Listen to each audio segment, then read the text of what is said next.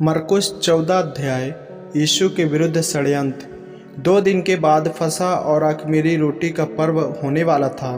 प्रधान याजक और शास्त्री इस बात की खोज में थे कि उसे कैसे छल से पकड़कर मार डाले, परंतु कहते थे, पर्व के दिन नहीं, कहीं ऐसा न हो कि लोगों में बलवा मचे। बैतनिय्याह में यीशु का अभियाचन।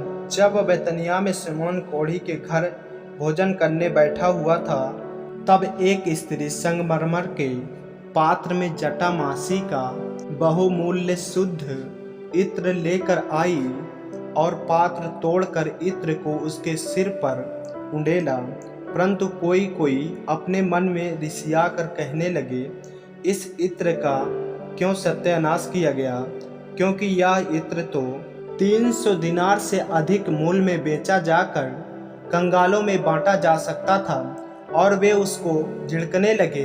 यीशु ने कहा, उसे छोड़ दो, उसे क्यों सताते हो? उसने तो मेरे साथ भलाई की है। कंगाल तुम्हारे साथ सदा रहते हैं और तुम जब चाहो तब उनसे भलाई कर सकते हो, पर मैं तुम्हारे साथ सदा न रहूँगा। जो कुछ वह कर सकी उसने किया। उसने मेरे गाड़े जाने की तैयारी में पहले से मेरी देह पर इत्र मला है। मैं तुमसे सच कहता हूँ कि सारे जगत में जहाँ कहीं सुसमाचार प्रचार किया जाएगा, वहाँ उसके इस काम की चर्चा भी उसके स्मरण में की जाएगी। यहूदा का विश्वासघात। तब यहूदा इस्करियोती, जो बरहों में से एक था, प्रधान याजकों के पास गया कि उसे उनके हाथ पकड़वा दे। वे यह सुनकर आनंदित हुए और उसको रुपया देना स्वीकार किया, और वह अवसर ढूंढने लगे कि उसे किस प्रकार पकड़वा दे। तेलों के साथ फसह का अंतिम भोज।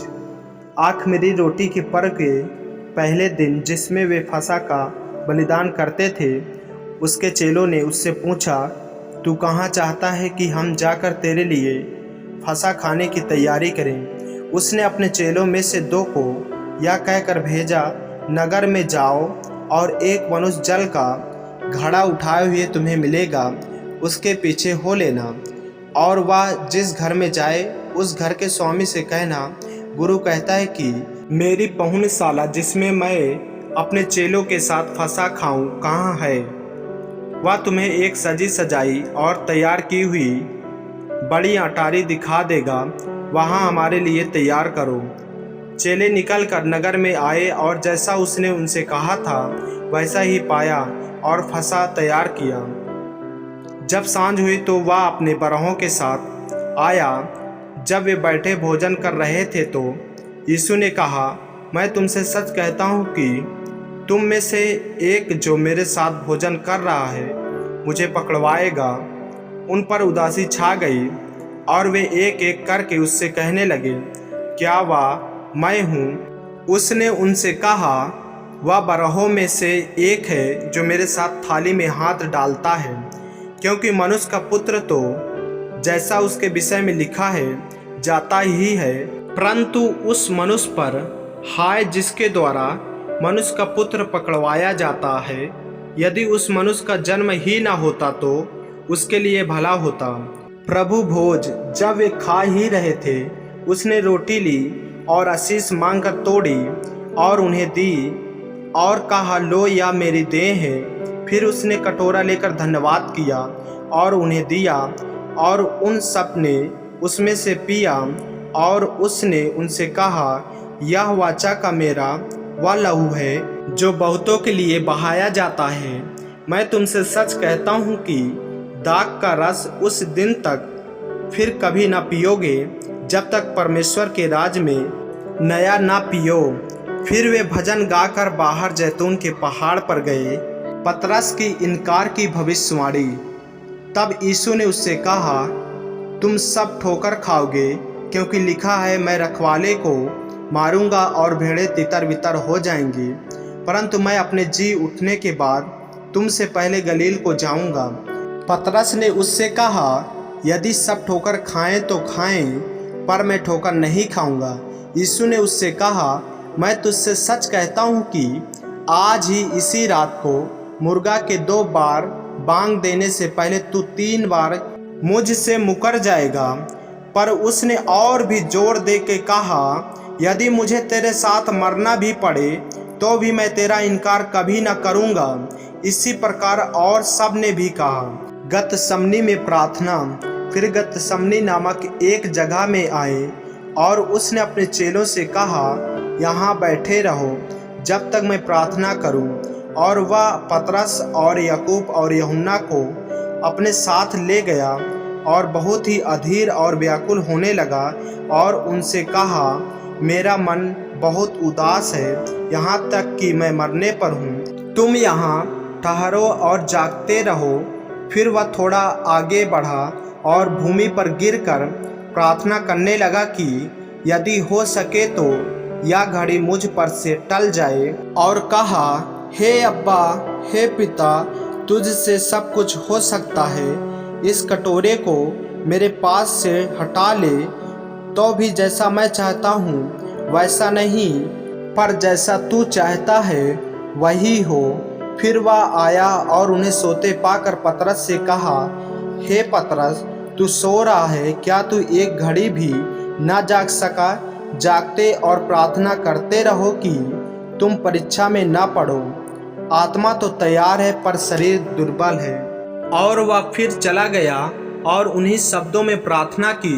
फिर आकर उन्हें सोते पाया, क्योंकि उनकी आंख नींद से भरी थी और नहीं जानते थे कि उसे क्या उत्तर दे। फिर तीसरी बार आकर उनसे कहा, अब सोते रहो और विश्राम करो, बस घड़ी आ पहुंची। देखो, मनुष्य का पुत्र पापियों के हाथ पकड़वाया जाता है। उठो चलो, देखो मेरा पकड़वाने वाला निकट आ पहुंचा है। यीशु का धोखे से पकड़ा जाना।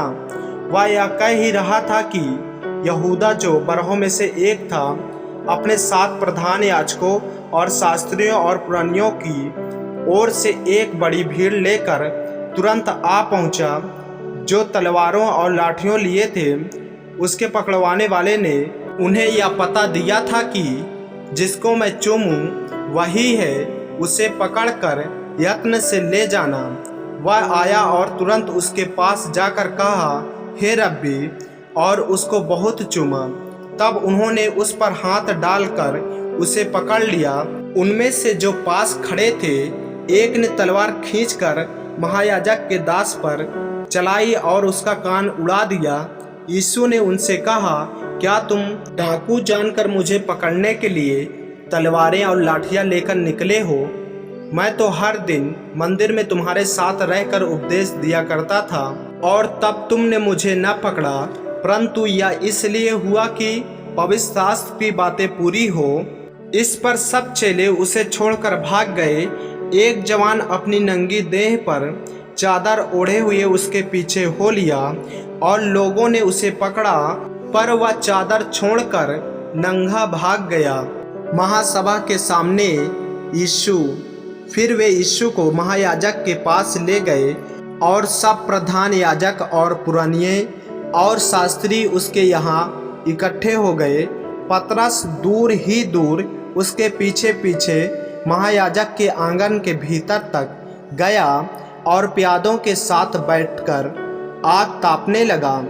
प्रधान याजक और सारी महासभा यीशु को मार डालने के लिए उसके विरोध में गवाही की खोज में थे, पर ना मिली, क्योंकि बहुत से उसके विरोध में झूठी गवाही दे रहे थे, पर उनकी गवाही एक सी न थी।